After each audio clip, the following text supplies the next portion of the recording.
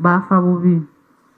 The murder weapon, which is a knife, which caused those grave and fatal injuries on the children, was also recovered at the primary scene of crime, just behind a chain link fence, after being thrown by the accused person, and it was also admitted as evidence. Nti era n'ekisi akambe baakafuna nga baali baakasuula wabweru ya geeti ne bakaleeta mu kooti ng'ekizibiti. So we have those grave injuries and the knife that caused them. Tulina ebiwundu ebyali ebibe ennyo n'akambe akaakozesebwa. The above evidence would be sufficient to prove malice aforethought, because there would be no other inference that a person pounces on defenseless, innocent babies and goes ahead to cut their necks as if slaughtering a goat or a chicken in that accurate and precise manner, other than that of malice aforethought. Nti era ku bujulizi obwo bulina okuba nga bumala, kubanga omuntu tasobola kugenda n'akwata obwana obuto nga tebusobola n'abusala obulago ng'asala embuzi oba enkoko. However, the defense heavily contested this ingredient and insisted that the accused person was not in a right state of mind to form an intention to commit the offense of murder. Nti oludda olw'omuwawaabirwa balooya be bagamba nti ebyo si bituufu, kubanga nti omuwawaabirwa omutwe gwe gwali tegukola bulungi, n'olwekyo yali tasobola kutemula.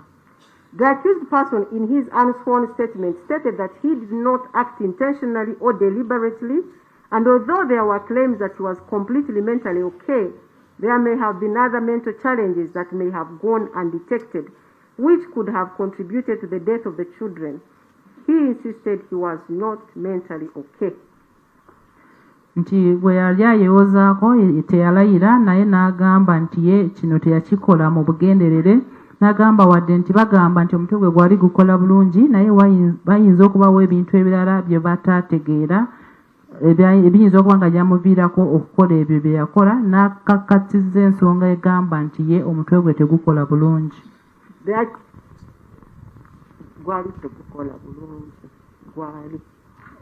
Omutwe gwe gwali tegukola bulungi. The accused also denied being foul-minded in the killing of the children, and in respect to this, he made reference to the book. I already talked about that, but this is for emphasis. That the flash disk which showed that he had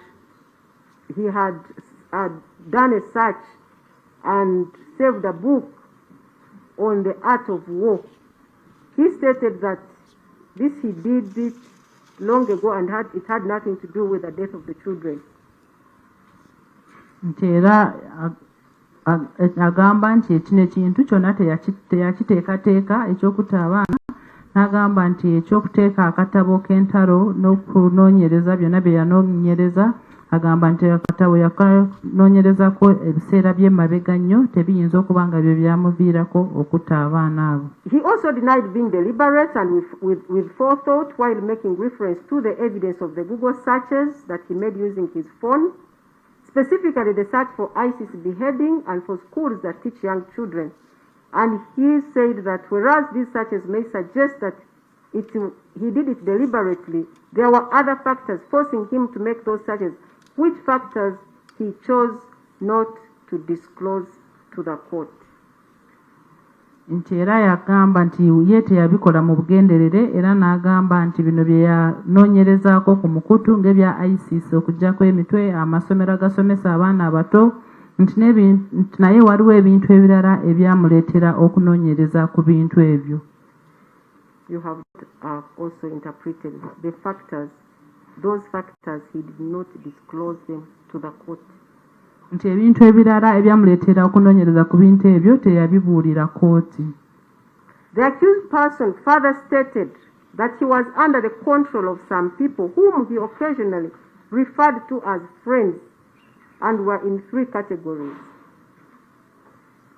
Nti yagamba nti yali akola olw'ensonga y'abantu be yali ayita mikwano gye ate nga baali bangeri busatu.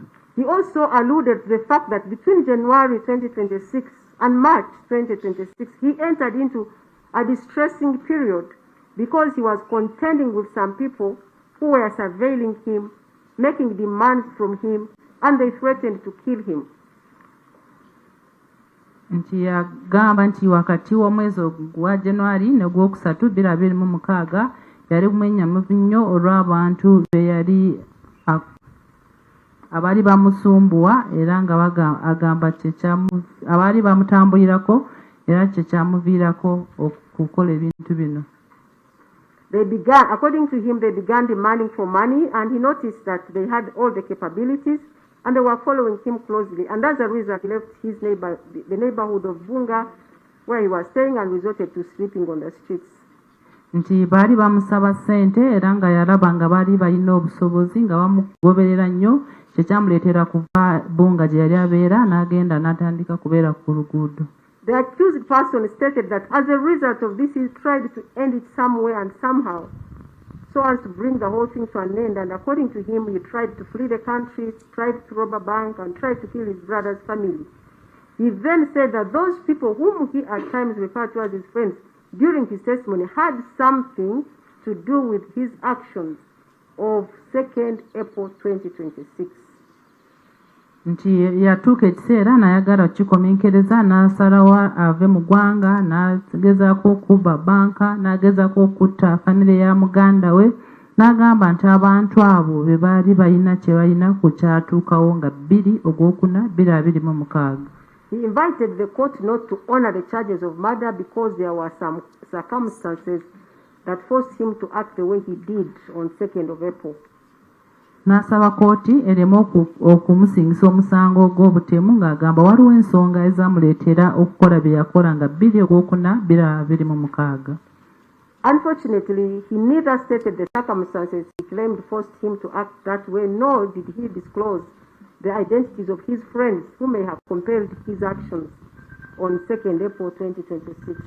Nti ebyembi teyayogera biki ebyamuleetera okukola ebintu ebyo bye yakola nga 2 Ogwokuna 2026. No, he did not state the circumstances, and he also did not disclose the identities of those friends of his. Nti ebintu ebyo ebyamuleetera okukola bye yakola ate n'amanya oba okwogera baani abamuleetera okukola ebyo bye yakola 2 Ogwokuna 2026 teyabyogera eri kooti. And because he made an unsworn statement in his defense, he could not be probed to give more information. Olw'ensonga nti teyalayira ng'awa obujulizi baali tebasobola kumubuuza ebibuuzo bingi ku kino. By the above claim, the accused raised a defense of insanity. Olw'ekyo yagamba nti ye omutwe gwe gwali tegukola bulungi mu kaseera ako. The defense of insanity is provided for under Section 11 of the Penal Code Act, Chapter 128. Nti ekyokugamba nti omuntu omutwe guba tegukola bulungi ekitabo kya bibonerezo kikyogerako mu kawayiro ka 11. And this is what it provides: that a person is not criminally responsible for an act or omission if at the time of doing the act or making the omission, he or she is through any disease affecting his or her mind incapable of understanding what he or she is doing,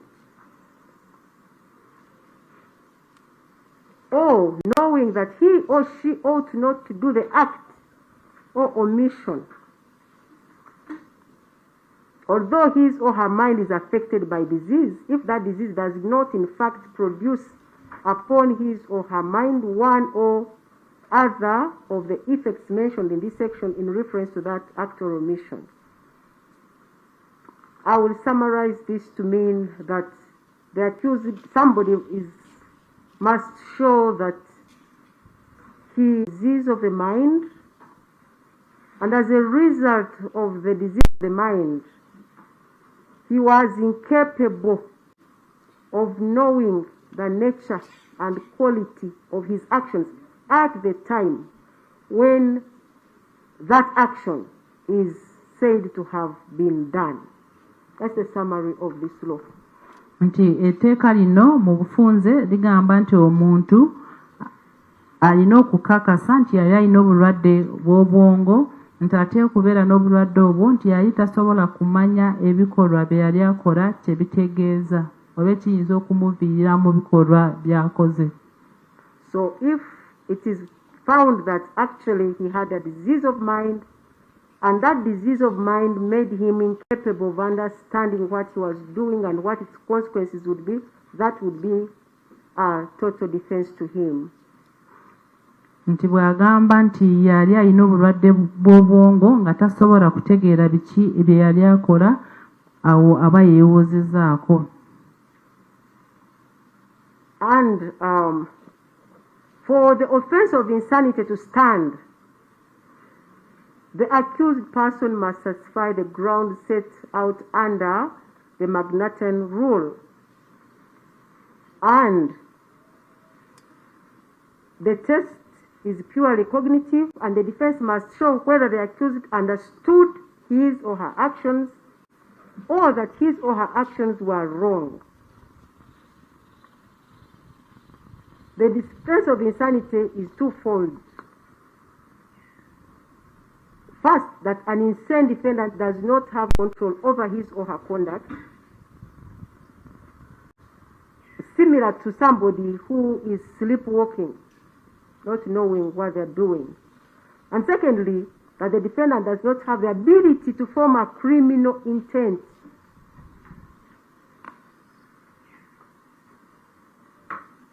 Without the ability to control conduct or the understanding that conduct is evil or wrong by society standards, an insane person or defendant presumably will commit crimes again and again.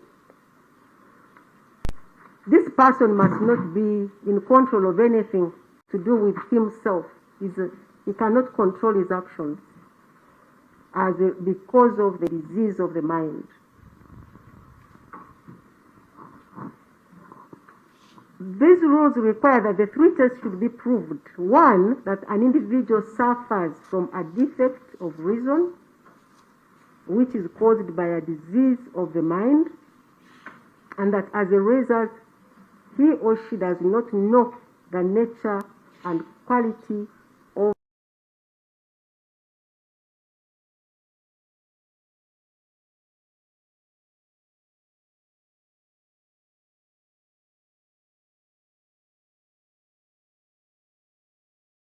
normal. Like the accused person said that he was not mentally okay, then it becomes his responsibility to prove to the court that actually that was the condition that he was in at the time the offense was committed. Nti omuntu okugamba nti omutwe gwe gwali tegukola bulungi alina okukakasa kooti nti yali tasobola kutegeera ebintu byali akola oba byali bituufu oba byali bikyamu oba byali si bikyamu, nti alina okulaga nti yali tamanyi biki byali bigenda mu maaso n'ebintu bye yali akola, abeera ng'omuntu atambula ekiro nga yeebase nga tategeera biki ebigenda mu maaso. N'agamba nti omuntu bw'atyo aba tasobola kubeera mu mutwe nga ateekateeka ekintu okukola ekintu ekikyamu kubanga aba tasobola kumanya ekikyamu oba ekituufu. N'agamba nti aba tasobola kwesalirawo biki byakola olw'ensonga nti alina obulwadde bw'obwongo. The defense of insanity seeks to do away with an essential requirement of malice aforethought, and it seeks to prove that the accused person did not have the intention to cause death, neither did he have knowledge that such an act or omission would cause the death. And this is because of the presumption of sanity, which is provided for in Section 10 of the Penal Code Act. Nti okugamba nti omuntu omutwe gwe gwali gulina obulwadde baba baagala okuggyako ekyokugamba nti omuntu yali alina ekigendererwa okutta abantu naye there is a presumption of sanity. naye waliwo amateeka agagogera ku ky'omuntu okubeera nga omutwe gukola bulungi. And it provides, in section 10, it provides that every person is presumed to be of sound mind and to have been of sound mind at any time which comes in question until the contrary is proved. Era etteeka kawayiro ka 10 kagamba nti buli muntu yenna bamutwala nti omutwe gwe gukola bulungi oba talina bulwadde bw'obwongo okutuusa nga baleese obujulizi okulaga nti mu butuufu omuntu oyo akaseera ako omutwe gwe gwali tegukola bulungi. This presumption of sanity puts the burden on anyone who claims insanity as a defense to prove that he or she was not in the right mental state at the time of the act or omission. Nti kino kiraga nti omuntu agamba nti omutwe gwe gwali mulwadde oba ng'alina obulwadde bw'obwongo alina okuleeta obujulizi okukakasa nti akaseera ako omutwe gwe gwali tegukola bulungi oba yali alina obulwadde bw'obwongo. And I have already said that when anyone advances the defense of insanity, he bears the burden to prove it, though not on as a higher standard as the prosecution has to.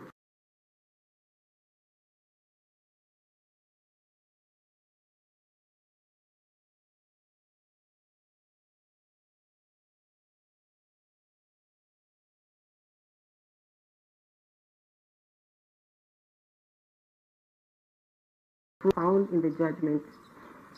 Having laid down the above principles from the law and the decided cases, I will proceed to evaluate the evidence adduced by the accused person in a bid to prove the claim or the defense of insanity.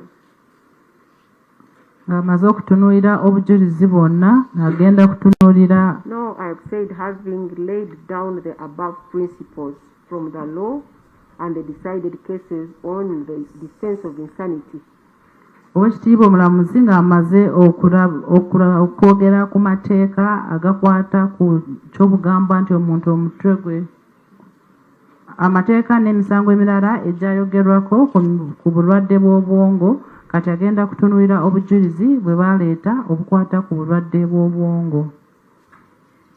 I will need to establish whether the accused person was suffering from the disease of the mind at the time the offense was committed, whether that disease of the mind rendered him incapable of knowing the nature and quality of his actions, and whether he knew or did not know that what he was doing was wrong by reason of that disease of mind. Kooti erina okutunuulira oba omuntu omuwawaabirwa yali alina obulwadde bw'obwongo akaseera ako, ate alina okukakasa nti akaseera ako omuwawaabirwa yali tasobola kumanya nti bye yali akola byali bikyamu oba bituufu, ate alina okulaba oba yali amanyi nti byonna bye yali akola byali bikyamu oba bituufu. As a result of the disease of the mind. Olw'ensonga y'obulwadde bw'obwongo. From the onset, I need to state that the accused person was the only one who testified that on 2nd April 2026, when he committed this heinous crime, he was not mentally okay.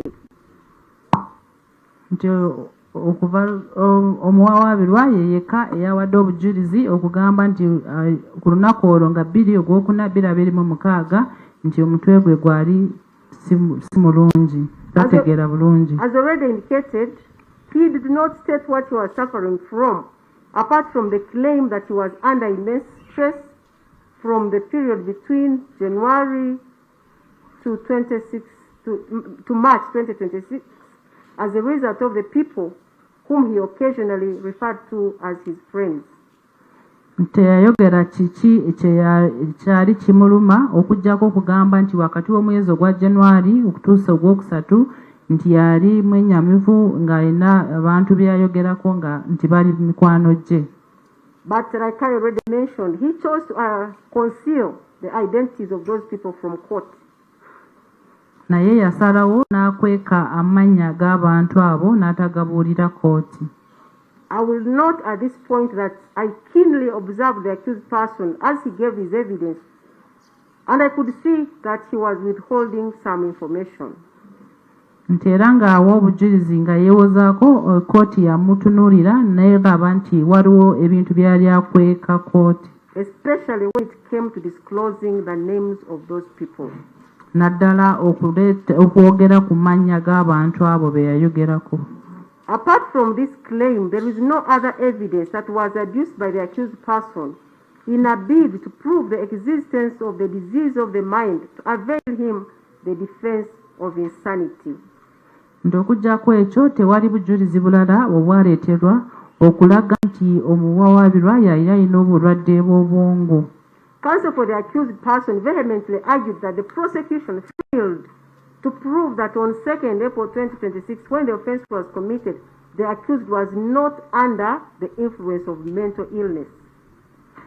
Nti era ne bagamba nti oludda olwabi lwalemererwa okuleeta obujulizi obulaga nti nga 2/4/2026 nti omuwawaabirwa yali ng'omutwe gwe gukola bulungi. With all due respect, this argument was not legally backed and was misguided because when the accused person chose to raise insanity as his defense, the burden to prove that insanity shifted to him in light of the presumption of sanity under Section 10 of the Penal Code Act, Cap 128. Nti olwoya wa muwawaabirwa yalimbamu kubanga omuntu bw'agamba nti omutwe gwe tegukola bulungi yalina okuleeta obujulizi okulaga nti olutuufu omutwe gwe tegukola bulungi. Counsel for the accused person further insisted that there was evidence on record from the prosecution provided by Dr. Nwamanya Emmanuel, who testifies as witness number 11. He's a police surgeon and he's also a psychiatrist who examined the accused person on the 7th of April 2026, showing that the accused person has ever been admitted to Tarika Mental Hospital. That was his argument. He insisted that prosecution witness said that the accused person had ever been to Tarika. N'alemerako n'agamba nti obujulizi baali babulese mu kooti ng'omusawo gwe bayita Nwagaba Emmanuel yakebera omuwawaabirwa nga 7/4/2026 ate n'agamba nti yali abaddeko mu ddwaliro e Butabika. Regarding this evidence, I will need to provide context so it is not used to mislead the court. The evidence of PW11 as contained in PF24 and in his oral testimony in court is that he examined the accused person on 7th April 2026 and on his psychiatric and mental assessment of the accused person, he found the following, and I will quote verbatim. He had normal behavior, calm, cooperative, speech was coherent, his memory intact, and he exhibited good judgment. His thought process and content was normal, but believed in wealth by human sacrifice. He was able to explain the reason for killing the children as fortune hunting or enrichment. He got the idea on recalling childhood folk tales of getting wealth by sacrificing people. Nti omujulizi ow'okuminoomu yawandiika alipoota mu kizibiti kye baleeta mu kooti n'obujulizi bwe n'agamba nti omuwawaabirwa yamukebera nga 7/4/2026 era bwe yali amwekebejja obwongo yagamba nga bwe yawandiika nti yali yeeyisa bulungi nga mukkakamu ng'akwatagana naye bulungi ng'ayogera bulungi ng'ajjukira bulungi byonna bye yali ayogera. N'agamba nti ate yali asobola na kusalawo bulungi, n'agamba nti naye yali akkiririza nnyo mu by'okusaddaaka, n'agamba nti ensonga lwaki yatta abaana abo yali anoonya bya bugagga, n'agamba nti ekyo yakijja mu ngero ze bamugambanga ng'akyali muto. In that report, Dr. Nwamanya made the following note as information from the accused during the assessment, and I'm also quoting it verbatim. He had a history of past mental illness, treated between 2016 to 2025 for schizophrenia associated with both auditory and visual hallucinations. He killed his 2 to 3 year old brother in 2016 or 2017, reportedly to save him from the troubles of this world. He also attempted suicide in 2023, and he was also a sickle cell patient on treatment. The findings above are suggestive of a mental condition with psychotic episodes. Further mental assessment is necessary since no medical documents were availed and he was the only source of information. Era n'agamba nti omuwawaabirwa yamugamba nti eddako yali mulwadde w'omutwe era ne bamujjanjaba nga